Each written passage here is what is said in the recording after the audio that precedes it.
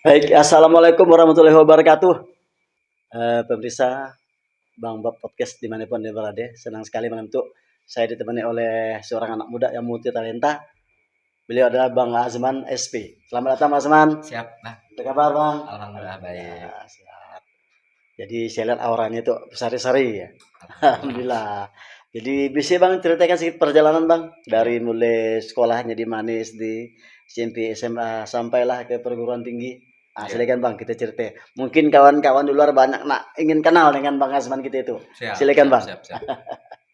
Saya cerita dulu. Pertama, keluarga dulu, Bang. Iya, keluarga. Saya lahir di Tebas Sungai. Iya, Ayah saya almarhum Musli, iya. emak saya Minah.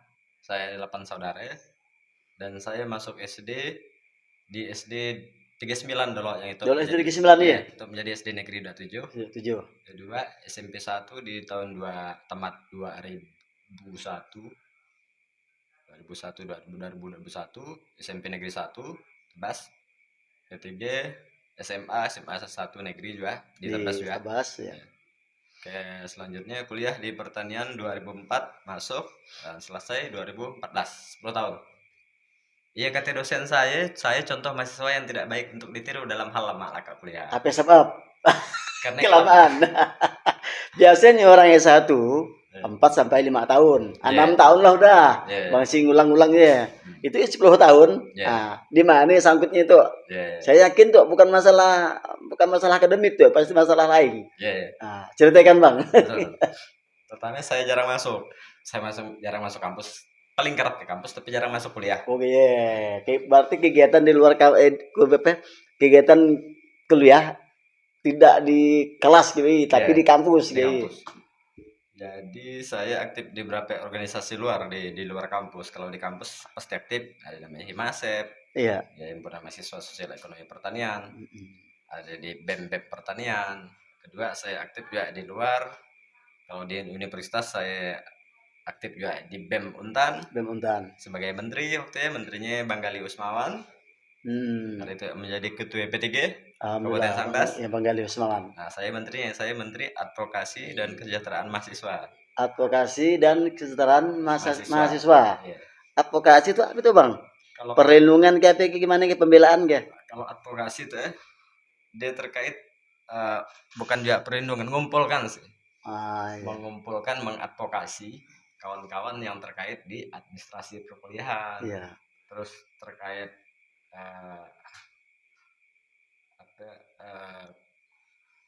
apa namanya keberadaan UKM sebentar waktu Iya, iya. karena dia UKM banyak setiap UKM fakultas dan kesejahteraan mahasiswa tadi. yeah. Dalam dalam masalah apa ya memperhatikan kesejahteraan mahasiswa itu ya. Kalau kesejahteraan mahasiswa itu terkait dengan biasanya administrasi pembayaran daftar ulang.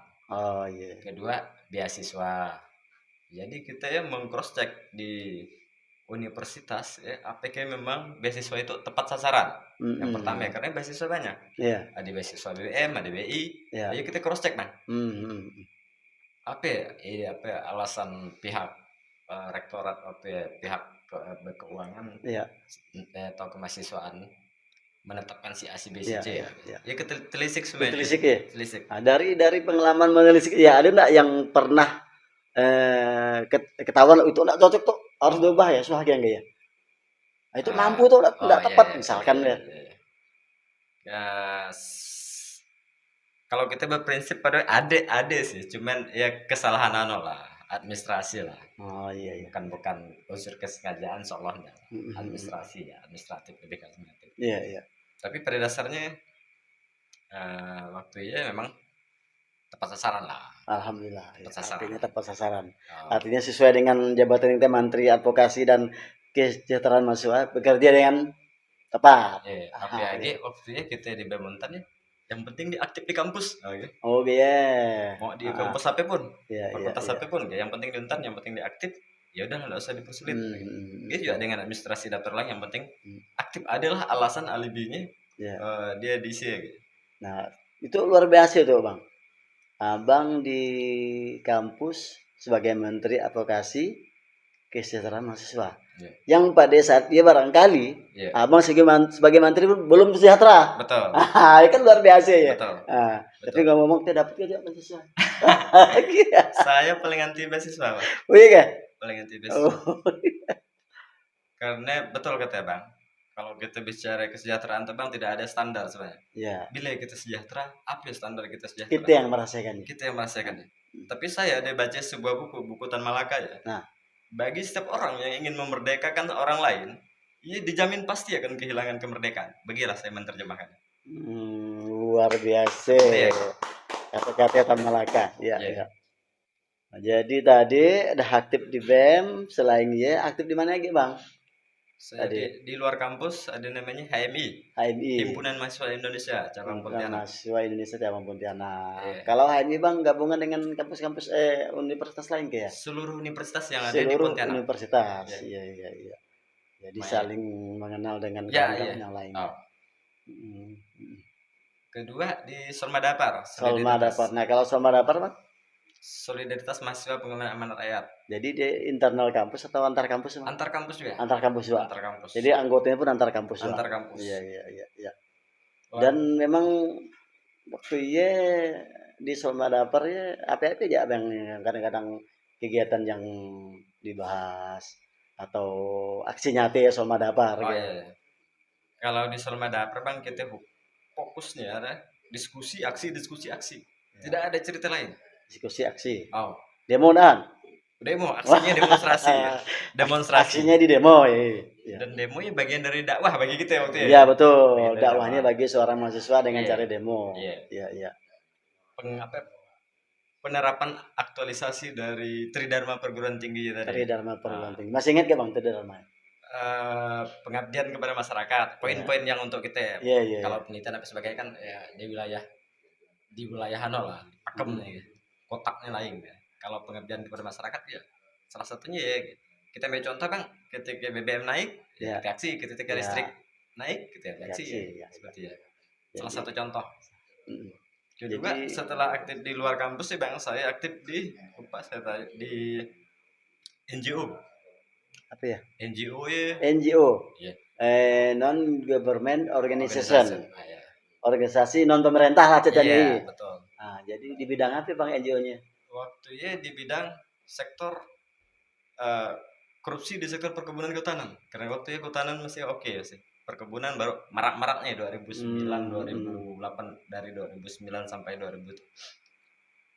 Seperti ya gitu. Jadi NGO itu Bang non government kan, bukan pemerintah. Artinya siapa ya gue?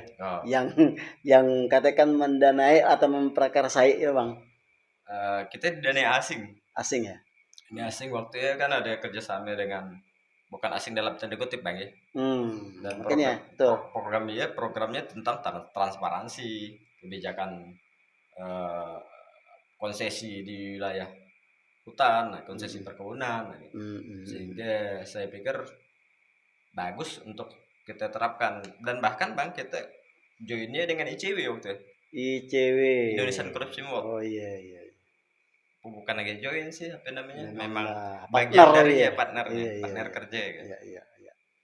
Jadi bahkan ada beberapa data perkebunan Bang kita ya, bahkan share-nya KPK di tahun 2011 kita sudah menelisik kerugian negara di sektor kehutanan perkebunan ya sekalbar ya sekitar berapa Pak, asli masuk Kompas kan. Nah salah satu kita yang mempunyai data ya kan. Setelah diketahui ditelisik seperti kerugian negara, apa sih tindak lanjutnya? Karena di waktu itu pelaporan. Iya.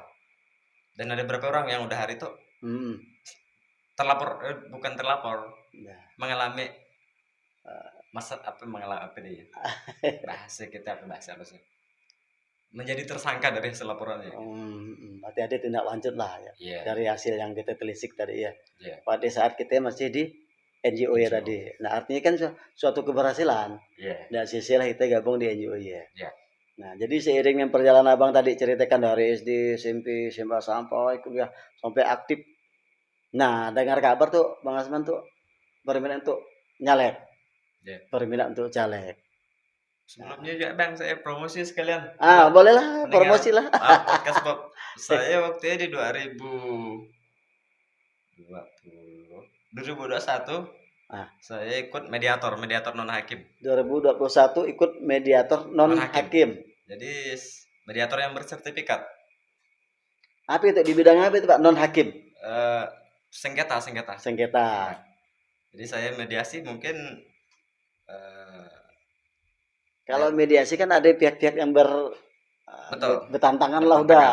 Abang nanya bahasanya ayah apa hal aja yang nak dimediasikan tuh, yang nak di tengahnya. Pertama memang sesuai dengan Perma 01 tahun 2016, Perma 01 Peraturan Mahkamah Agung. Yang perlu dimediasi kadang terkait sengketa lingkungan hidup, kerusakan hutan dan lahan bisa, pengadaan barang dan jasa bisa, perceraian bisa, banyak ya terus pertanahan bisa, sengketa tanah pun kerja bisa. Karena iya. mediasi diatur di Perma di undang-undang di Perma memang untuk menyelesaikan masalah pidana diwajibkan keputusan Perma 01 mewajibkan hal perkara perdata diwajibkan untuk melakukan mediasi. Wajib hukumnya. Kalau perdata ya wajib mediasi. Wajib mediasi. Oh iya. Jadi saya ikut mediasi di tahun ini dan hari itu menjadi mediator non hakim dari lembaga Impartial Mediator Network. Lembaga mediator imparsial Mediator Network. Impartial Mediator Network. Ya terdaftar ke Mahkamah Agung. Oh, alhamdulillah, luar biasa. Saya pikir seorang sarjana pertanian bisa jadi mediator non hakim. Di luar dugaan saya, betul ya. Macam saya bisa kan? Bisa. Yang penting lulus. Oh. Tapi ada ujian lagi nyarap dulu ya. Ada ujian. Jadi mun dari sarjana hukum rasanya cocok. Itu dari sarjana pertanian tuh ya. Tapi apa ya? Ya suatu kita dan ahli satu bidang, kita juga ahli di bidang lain. Itu luar biasa. Doa semua orang bisa, Bang. Luar biasa. Dan dengar kabar tadi agak promosi. Kita balik ke cerita kita. Kabarnya nak calon maju sebagai calon anggota legislatif. Benar ya, Bang? Sebelumnya udah coba ke Bang, sebelum itu Bang. Malah 2009 Bang. 2009 masih nomor urut ya Bang kalau tidak salah. Masih kuliah masih. 2009 masih nomor urut ya? Kan ke? Atau terbuka? Terbuka dah ya? Oh iya maaf saya kan pertama ikut 2004. Aktif 2004. Masih nomor urut. Jadi 2009 pertama ikut di partai apa waktu itu Bang? PNBK waktu itu. PNBK. Waktu itu 2014 PKB. 2019 PAN. Dan hari itu insya Allah di PAN konsisten. Iya. Artinya tidak nyerah untuk mencoba.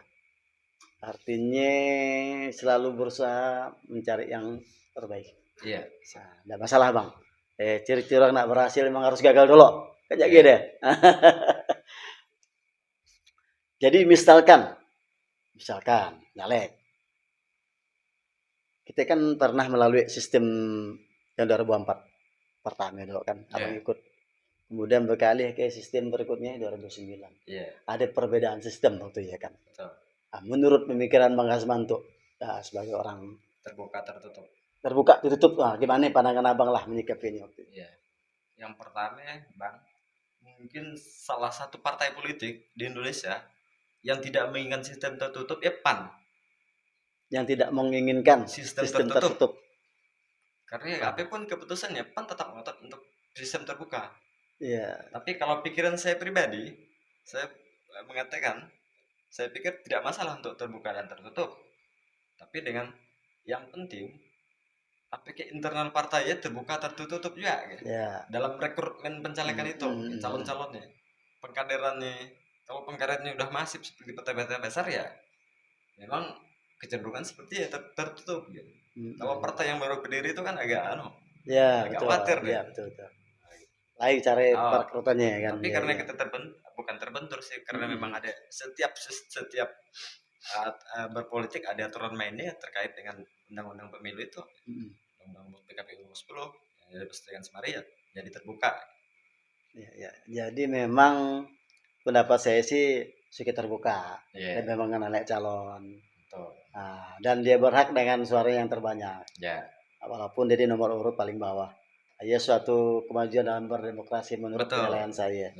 Menurut kacamata saya. Nah, dengar kabar tuh Bang, Abang tuh calon tuh di partai yang udah ada incumbent-nya. Ya, siap.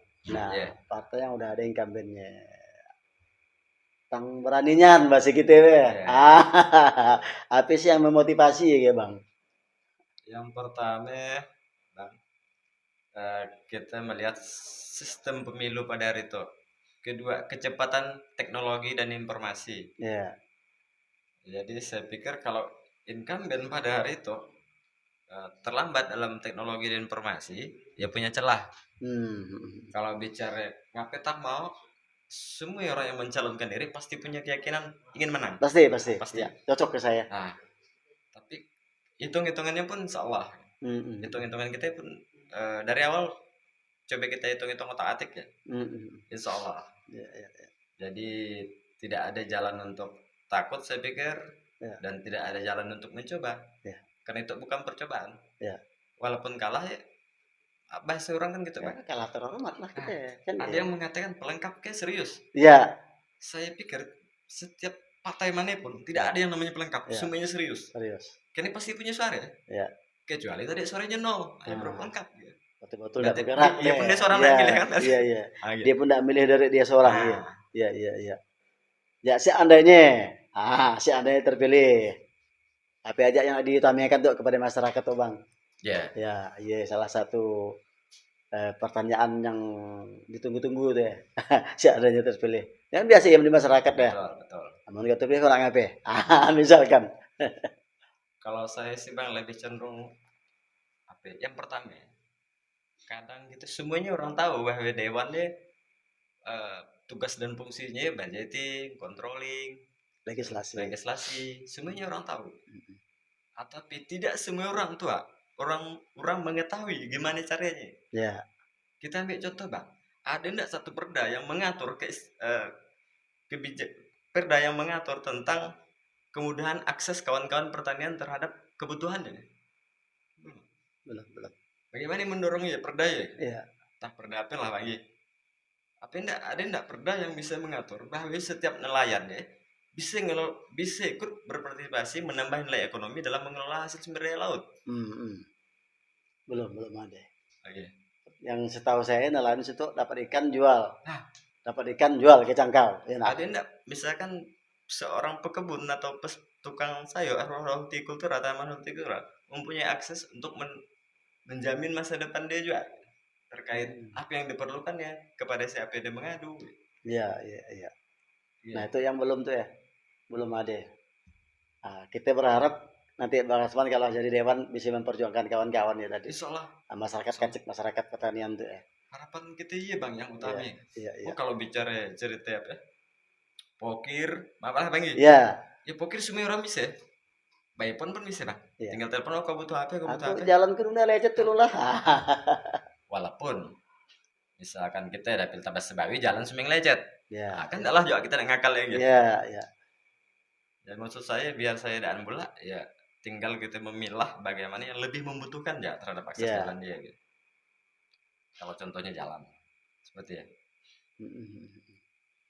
Jadi kalau terpilih tadi tetap memperjuangkan akar rumput kita, petani, nelayan apa segala macam. Karena memang masyarakat kita lebih besar, lebih ramai di petani. Sepakat saya lagi Bang Asman sesuai dengan jurusan tadi SP, sarjana pertanian. Misalkan, dah terpilih, jadi adalah salah satu katakan warga lah, ngusulkan sesuatu lah. Tapi di suara Bang Asman kacik nang gitu. Gimana lah menyikapi ini Bang? Kira-kira gitu. Berapa nang aku sih minta anak misalkan. Betul. Jadi Bang, setelah terpilih itu kan kita bukan istilahnya bukan Dewan Dapil Tabas lagi, Dapil Tabas Sebawi, tapi anggota Dewan Kabupaten Sambas. Iya. Satu. Kedua, setelah terpilih pun negara atau kita tidak mau tahu nak suara terbanyak di mana. Kalau saya pikir kebijakan politik lah. Tapi yang baik tadi agak-agak kita berpikir mana yang lebih substansial, mana yang lebih penting. Iya. Karena sistem kita udah jelas. Ada musrembang des, ada musrembang kecamatan. Sekarang gitu di tingkat kecamatan, Ya. mana yang menurut tingkat kecamatan yang lebih Yang krusial, lebih yang lebih penting? prioritas lah ya. Nah, prioritas. Iya, iya. Iya, yang Betul, harus kita betul. pantau ya. Tidak Betul, hanya kita turun ke lapangan, tapi memantau hasil yang biar lakukan di lapangan. Wah, iya, iya, betul, betul. Saya sepakat setuju Nyan ya. Ada gue musrenbang yang kesana kemari tiap tahun diadakan. Bahkan musrenbang tingkat nasional pun ada. Ya. Ya kita lihat untuk panting. Nah, kadang-kadang tantangannya. Ya. Bagaimana musrenbang pelaksananya tidak cocok. Nah, Sering seperti yang kita dengar. betul. Nah, malah kadang-kadang berkali-kali kayak gitu. Nah, jelas Betul. Indonesia ya kan ya sering terjadi ya bang. Ya mudah-mudahan kalau nanti bang Asman dan ya. Mungkin pasti akan terjadi, Bang. Ya, ya Pasti. iyalah yang kita alami saat Nah, itu. Ya. makanya tetap kita berpegang teguh karena di setiap desa udah jelas ada Pak Dusun, ada Pak RT, ada Pak RT, Iya. ada Pak Dusun, ada Pak Kampung. Mm-mm. Iya dulu. Oke. Ya, ya. Ya, maunya semuanya kita sih semuanya lah selesai. Betul, Masalah betul. rakyat tuh, Ya, maunya. ya, ya. Maunya jadi Oh. enggak ada yang nak kita beda-bedakan kan. Oh. Iyalah. Jadi alhamdulillah banyak kita dapat informasi dari Bang Asman. Barangkali Bang Asman sebagai closing statement lah, sebagai caleg lah katakan, tapi ya dia omongkan ke masyarakat kita ya. Khususnya dapil 2 lah, dapil 2. Oke. Ya, ya. Yang pertama yang lagi ada masalah, semoga masalahnya cepat diselesaikan oleh Allah Subhanahu wa taala. Amin. Kedua, kalau ada keluarganya yang nonton atau ada keluarga yang sakit, insya Allah disembuhkan. Amin. Cepat disembuhkan oleh Allah Subhanahu wa taala. Amin. Yang kedua, Yang kedua ketiga ya. Ketiga. Kan ada 2 disebut. Ketiga itu kerasa nomor 3. Ketiga yang lebih penting. Ketiga menurut saya masih percaya dengan masyarakat, khususnya dapil Kecamatan Tebas dan Sebawi. Ya. Masih sangat percaya bang saya bahwa orang menilai wakil rakyatnya atau mencoblos wakil rakyatnya sesuai dengan hati nurani. Ya. Apapun yang orang bisikan, saya tetap percaya bahwa setiap yang menyoblos ya sesuai dengan hati nuraninya. Iyalah yang dipercayakan ya. Iya. Kalau saya minta pilih, saya pikir saya kembalikan ke hati nuraninya. Karena itu belum kampanye, silakan. Karena setiap orang berhak untuk melakukan hak pilih ya. Karena hak yang paling ya. Hak asasi. Ya, statement mengi. Closing statement mengi. Ada yang tambahan bang barangkali? Kalau tambahannya, saya pikir sistem pemilu kita udah bagus, udah begitu memakai anggaran yang begitu besar. Ya saya rasa saya kembalikan ke masyarakat. Sayang kalau memilih wakil yang memang tidak pada setelah jadi tidak pada fungsinya. Ya, kita berharap seperti ya. Artinya ketika dipilih harus melupakan pemilihnya. Sangat-sangat disayangkan. Sangat-sangat disayangkan. Tapi kita tetap bersabar karena kita semuanya berharap ke depan demokrasi baik-baik aja. Ke depan lagi wabil khusus Tebas Sebawi akan sangat baik-baik aja. Amin. Karena apa bang, saya melihat itu bang sebenarnya kita punya hamparan tanah yang lumayan banyak. 1, kita punya akses laut, sungai yang lumayan bisa dimanfaatkan. 2, kalau kita bicara undang-undang bahwa tanah, negara, bumi, air dan udara ya dikuasai oleh negara, digunakan sebesar-besar untuk kepentingan masyarakat atau rakyat. Nah seperti yang diciptakan. Kalau dia tidak tercipta, maka kita lah yang bersuara. Nah tinggal orang aja milih yang mana ya. Orang yang punya atau ya. Saya tidak mengaku saya lebih baik bang. Saya pikir semua yang caleg pada hari itu semuanya baik-baik aja. Betul. Mereka udah lulus semuanya. Lulus uji semuanya. Tinggal berkompetisi ya. Dan terdaftar di partai yang baik-baik. Iya betul. Partai yang jahat. Betul. Jadi saya kembalikan ke masyarakat. Saya tidak ingin berkampanye harus milih saya atau apa. Tapi saya sangat percaya dengan masyarakat. Siapa yang dipilihnya, ialah pilihan terbaik. Iya, luar biasa pasang Bang Asman. Baik kawan-kawan dimanapun Anda berada, mari kita ciptakan pemilu damai, pesta demokrasi tanpa ada masalah. Dan pada saat itu kami berdua izin pamit. Mohon maaf kalau ada kesalahan. Terima kasih. Selamat malam. Assalamualaikum warahmatullahi wabarakatuh.